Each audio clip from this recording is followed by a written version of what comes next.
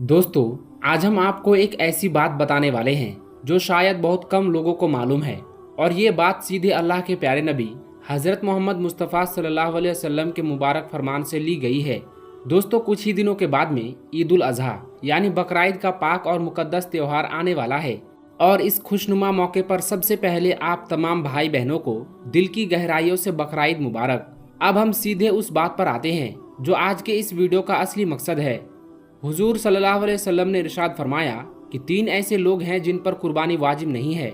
यानी अगर ये 3 लोग बकरीद के मौके पर कुर्बानी ना करें तो इन पर कोई गुनाह नहीं होगा, चाहे वो कितने ही मालदार और दौलतमंद क्यों ना हो।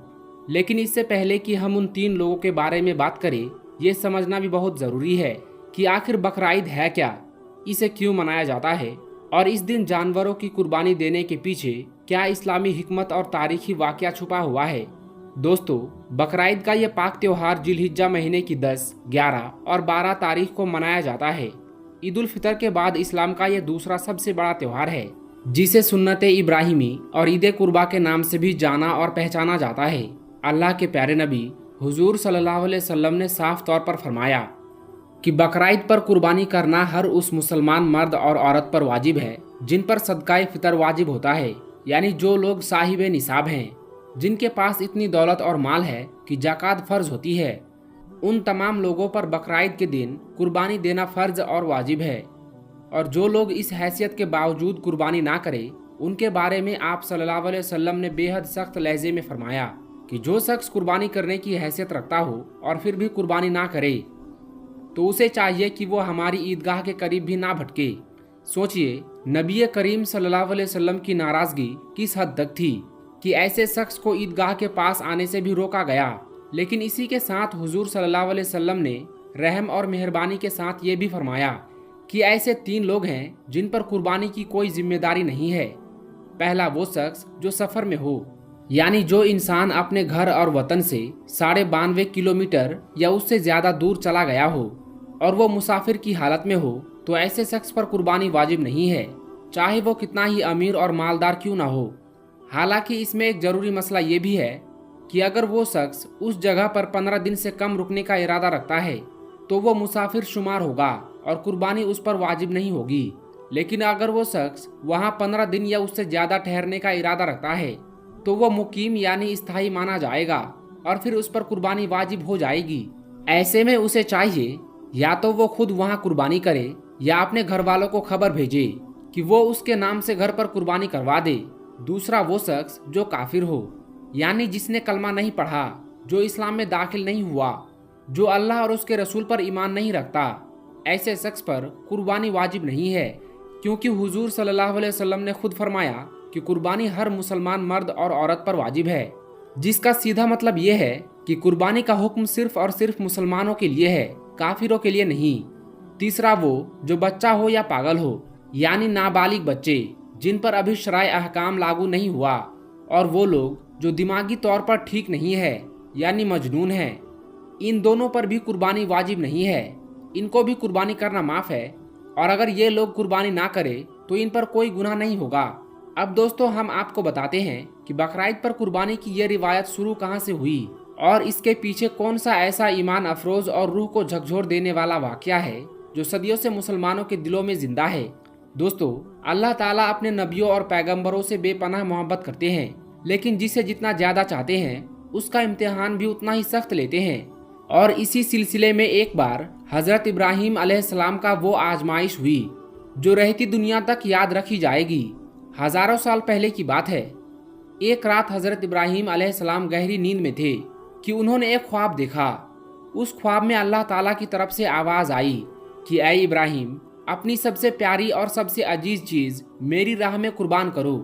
याद रहे दोस्तों कि नबियों और पैगंबरों के ख्वाब कभी झूठे नहीं होते, वो वही होते हैं जो अल्लाह चाहता है। इसलिए हज़रत इब्राहीम अलैहिस्सलाम ने उस ख्वाब को हक और सच जाना। पहले उन्होंने सोचा कि उनके पास जो सबसे कीमती चीज़ है वो उनके ऊँट हैं, इसलिए सुबह होते ही उन्होंने 100 ऊँट अल्लाह की राह में कुर्बान कर दिए। लेकिन जैसे ही दूसरी रात आई और नींद ने आंखें बंद की तो वही आवाज़ फिर से गूंजी, ऐ इब्राहीम, अपनी सबसे प्यारी और सबसे अजीज चीज़ मेरी राह में कुर्बान करो। इस बार हजरत इब्राहिम अलैहिस्सलाम के दिल में एक लहर दौड़ गई। वो सोचने लगे कि मेरे लिए इस दुनिया में सबसे प्यारी और सबसे अजीज चीज तो मेरा लाडला बेटा इस्माइल है। उस बेटे को याद करके उनकी आंखें नम हो गई होंगी, क्योंकि हजरत इस्माइल अलैहिस्सलाम कोई मामूली बेटा नहीं था। वो बुढ़ापे में अल्लाह ताला की खास अता था। हजरत इब्राहिम और हजरत हाजरा ने उसे पाने के लिए ना जाने कितनी दुआएं मांगी थी, कितनी मन्नतें की थी, कितनी रातें रोते हुए गुजारी थी, और अल्लाह ने उस बुढ़ापे की उम्र में उन्हें यह नायाब तोहफा दिया था। लेकिन हजरत इब्राहिम अलैहिस्सलाम एक ऐसे नबी थे जिनका दिल अल्लाह के हुक्म के सामने हमेशा झुका रहता था। उन्होंने ये तय कर लिया कि वो अपने सबसे प्यारे बेटे इस्माइल को अल्लाह की राह में कुर्बान कर देंगे। अगले दिन उन्होंने अपनी बीवी हजरत हाजरा से कहा कि बेटे इस्माइल को नहला दो, नए कपड़े पहना दो, खुशबू लगा दो और बिल्कुल दूल्हे की तरह तैयार कर दो। आज हम किसी दोस्त के घर दावत पर जा रहे हैं। ये सुनकर हजरत हाजरा बेहद खुश हुई और उन्होंने बड़े प्यार और ममता के साथ अपने बेटे को तैयार किया। लेकिन जैसे ही हजरत इब्राहिम अलैहिस्सलाम अपने बेटे इस्माइल को लेकर फिलिस्तीन से मक्का की तरफ रवाना हुए, तभी शैतान मलून आया और उसने हजरत हाजरा के कान भरने शुरू किए। उसने कहा, ए हाजरा, तुम्हें पता भी है कि तुम्हारे बेटे को कहाँ ले जाया जा रहा है? तुम्हारे शौहर उसे किसी दावत में नहीं बल्कि उसे कुर्बान करने के लिए ले जा रहे हैं। उन्होंने एक ख्वाब देखा है जिसमें अल्लाह ने तुम्हारे बेटे की कुर्बानी मांगी है। लेकिन हजरत हाजरा ने जो जवाब दिया वो सुनकर शैतान के पैरों तले जमीन खिसक गई। उन्होंने फख्र और यकीन के साथ कहा, ए मलून शैतान, तुझ पर लानत हो। अगर मेरा बेटा अल्लाह की राह में कुर्बान होने जा रहा है तो ये मेरे लिए सबसे बड़ी खुशी की बात है। ये तो बस एक इस्माइल है। अगर मेरे पास 1000 इस्माइल होते तो मैं खुशी खुशी उन सबको अल्लाह की राह में भेज देती। शैतान जब हजरत हाजरा को नहीं बहका सका तो वो हजरत इस्माइल अलैहिस्सलाम के पास गया और कहने लगा, ए इस्माइल, तुम्हें पता भी है कि तुम्हारे बाबा तुम्हें कहाँ ले जा रहे हैं? वो तुम्हें मारने के लिए ले जा रहे हैं, तुम्हारी कुर्बानी देने के लिए ले जा रहे हैं।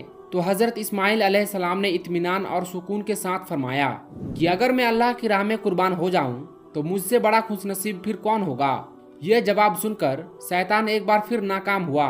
फिर वो सीधे हजरत इब्राहिम अलैहिस्सलाम के पास आया और कहने लगा, ए इब्राहिम, तुम अपने इकलौते बेटे को क्यों मार रहे हो? तुम्हें क्या पता कि तुम्हारी ये कुर्बानी अल्लाह की बारगाह में कबूल होगी भी या नहीं, और बुढ़ापे में तुम्हारी देखभाल कौन करेगा? लेकिन हजरत इब्राहिम अलैहिस्सलाम ने कोई जवाब देने के बजाय जमीन से पत्थर उठाए और शैतान को मारते हुए कहा, दूर हो जा मलून। कहा जाता है कि उसी दिन से हज के दौरान शैतान को पत्थर मारने की रिवायत शुरू हुई, जो आज भी जारी है। फिर हजरत इब्राहिम अलैहिस्सलाम आगे बढ़े और थोड़ी दूर जाकर उन्होंने अपने प्यारे बेटे इस्माइल को सब कुछ बता दिया। हजरत इस्माइल अलैहिस्सलाम ने मुस्कुराते हुए कहा, बाबा जान, इससे बड़ी शहादत मेरे लिए क्या होगी कि मैं अल्लाह के एक नबी के हाथों अल्लाह की राह में कुर्बान हो जाऊं। बस बाबा, जब आप मेरी गर्दन पर छुरी चलाएं तो पहले मेरे हाथ पांव रस्सी से अच्छी तरह बांध ले और अपनी आंखों पर भी पट्टी बांध ले, ताकि आपको रहम ना आ जाए और अल्लाह का हुक्म पूरा हो सके। ये सुनकर हजरत इब्राहिम अलैहिस्सलाम की आंखें डबडबा गई, लेकिन उनका दिल अल्लाह के हुक्म पर राजी और खुश था। उन्होंने अपने लाडले बेटे के हाथ पांव बांधे, अपनी आंखों पर पट्टी बांधी, हाथ में छुरी उठाई, आसमान की तरफ नजर उठाकर बोले, ऐ अल्लाह, अगर तू मुझे हजारों इस्माइल भी देता तो मैं खुशी खुशी हर एक को तेरी राह में कुर्बान कर देता। और फिर वो छुरी चलाने लगे।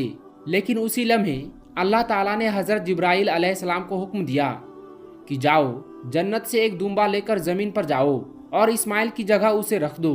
इब्राहिम इम्तिहान में कामयाब हो गया। जैसे ही छुरी चली, खून बहा। जैसे ही आंखों से पट्टी हटाई तो हजरत इब्राहिम अलैहिस्सलाम की आंखें हैरत से खुली की खुली रह गई। उनका बेटा इस्माइल बिल्कुल सही सलामत उनके पास खड़ा था और उसी जगह पर जन्नत का एक दुम्बा यानी भेड़ कुर्बान हो चुकी थी। दोनों बाप बेटे ने अल्लाह का शुक्र अदा किया और उसी वक्त आसमान से गैब की आवाज आई कि ए इब्राहिम, तुम्हारा ये इम्तिहान कयामत तक याद रखा जाएगा और तुम्हारी इस सुन्नत को तुम्हारे बाद ईमान वाले हर साल अल्लाह की राह में कुर्बानी देकर जिंदा रखेंगे।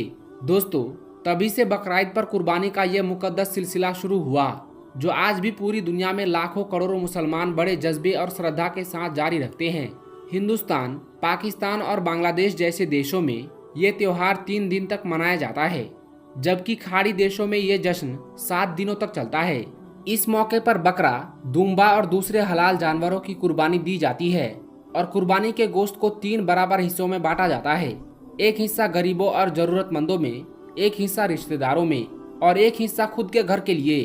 دوستو، یہ تھا بقرعید کا اصلی پیغام، یہ تھا قربانی کا اصلی مطلب، اور وہ یہ کہ انسان کو اپنی ہر عزیز چیز اللہ کے حکم پر قربان کرنے کے لیے ہمیشہ تیار رہنا چاہیے۔